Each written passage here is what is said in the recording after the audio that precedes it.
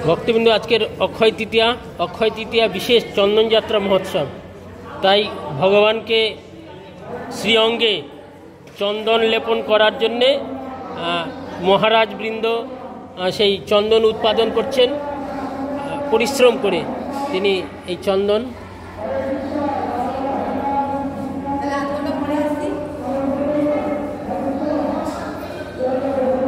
চন্দন চর্চিত কুণ্ডলমণ্ডিত দেহি পদম। হরে কৃষ্ণ কৃষ্ণ কৃষ্ণ হরে হরে, হরে রাম রাম রাম হরে হরে।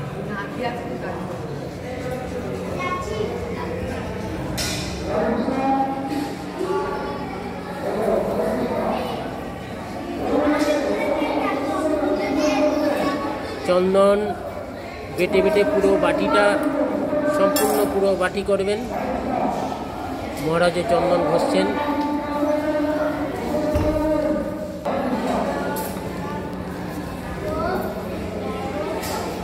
হরে কৃষ্ণ।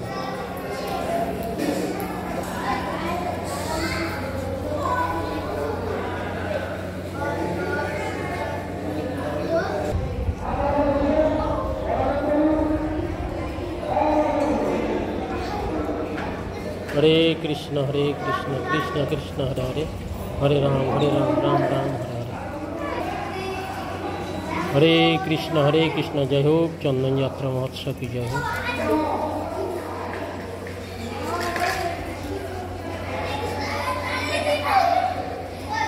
জয় হোক। ভগবানের শ্রীঅঙ্গে চন্দন লেপন করবেন স্বয়ং মহারাজ। সেই কৃষ্ণের প্রীত্যর্থে, গোপীনাথের প্রীত্যর্থে চন্দন কাটছেন, চন্দন তুলছেন।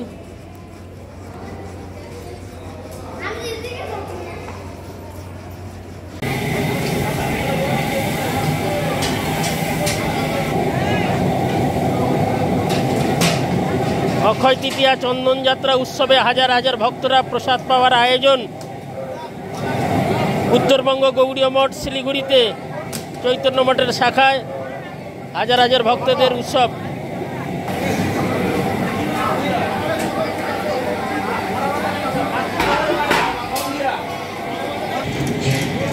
হাজার হাজার ভক্তদের উৎসব।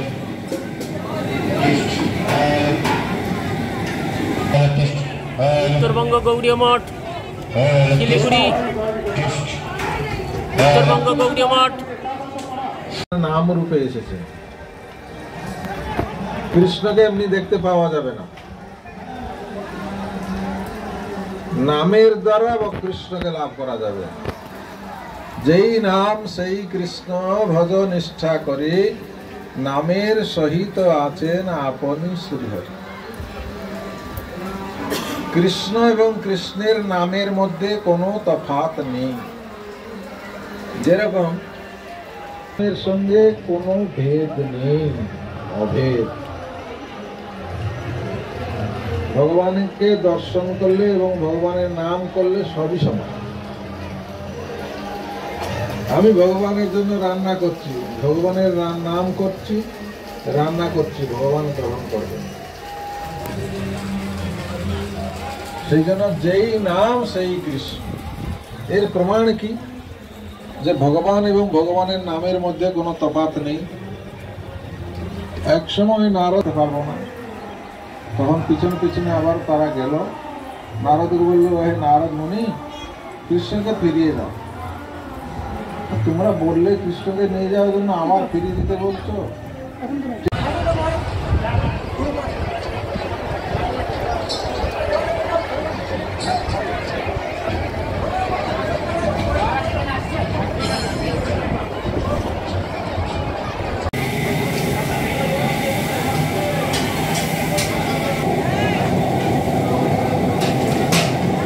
অক্ষয় তৃতীয়া চন্দন যাত্রা উৎসবে হাজার হাজার ভক্তরা প্রসাদ পাওয়ার আয়োজন। উত্তরবঙ্গ গৌড়ীয় মঠ শিলিগুড়িতে চৈতন্য মঠের শাখায় হাজার হাজার ভক্তদের উৎসব।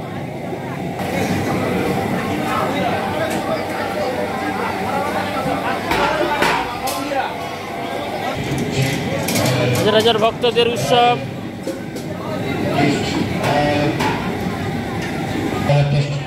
উত্তরবঙ্গ গৌড়ীয় মঠ শিলিগুড়ি, উত্তরবঙ্গ গৌড়ীয় মঠ।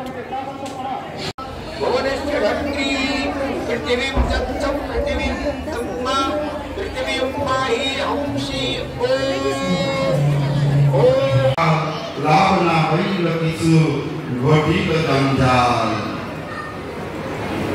এই দুর্লভ মনুষ্য জন্ম, 84 লক্ষ জন্ম ভ্রমণ করে করে এই মনুষ্য জন্ম লাভ হয়েছে। এই মনুষ্য জন্ম দেব দুর্লভ জন্ম। দেবতাগণ ভারত ভূমিতে এই মনুষ্য জন্ম প্রার্থনা করে থাকেন, কারণ এই ভারত ভূমির মাটি পবিত্র। স্বর্গ কতগুলো বর্ষ আছে, তার মধ্যে ইলাহাবাদ নামে একটা বর্ষ আছে। সেই বর্ষতে অনেকগুলো নদী আছে, পবিত্র নদী আছে, অনেকগুলো সরোবর আছে, অনেকগুলো পর্বত আছে, এগুলো পবিত্র। সেরকম আমাদের ভারত ভূমিতে পবিত্র নদী গঙ্গা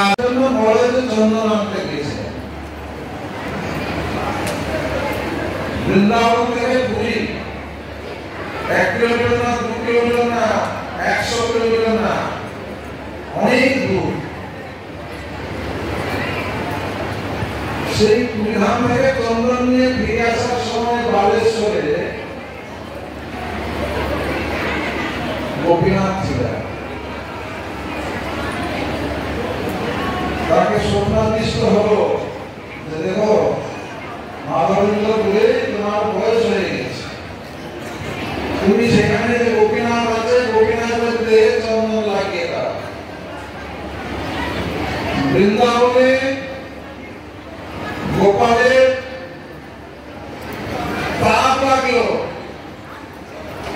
আর বালেশ্বরে গোপালের গায়ে চন্দন লাগানো হলো,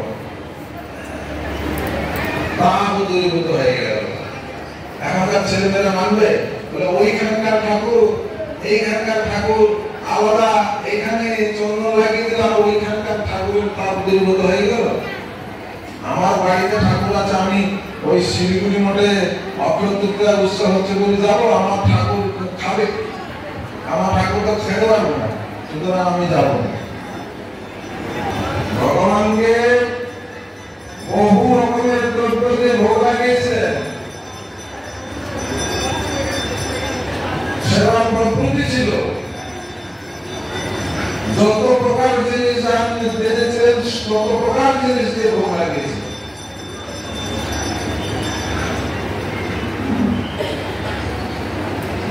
তাই সেই মাধবেন্দ্র পরিবার যখন বালেশ্বরে গিয়েছিলেন, সেখানে ভোগ লাগতো ক্ষীর ভোগ।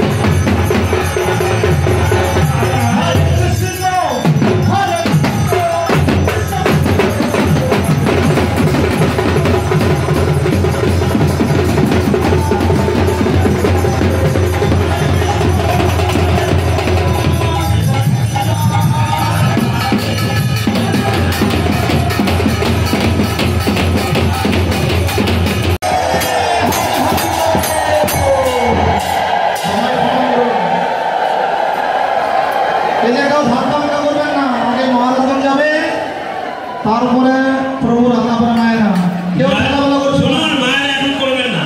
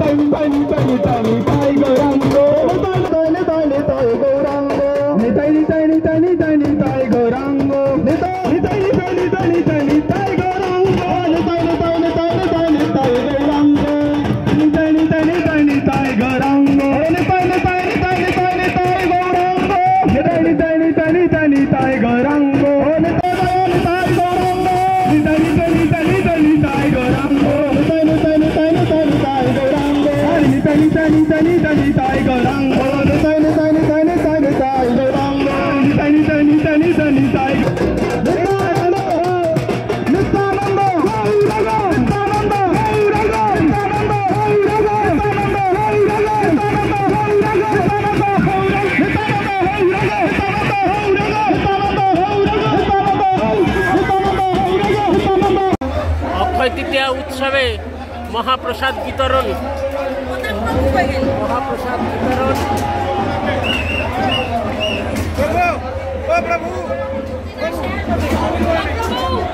মহাপ্রসাদ বিতরণ অক্ষয় তৃতীয়া গোপীনাথের মহাপ্রসাদ বিতরণ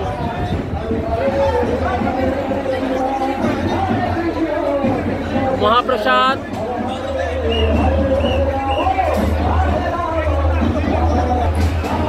মহাপ্রসাদ বিতরণ করছেন উত্তরবঙ্গ গৌড়ীয় মঠ চন্দনযাত্রায় উৎসবে হাজার হাজার ভক্তবৃন্দ মহাপ্রসাদ গ্রহণ করছেন।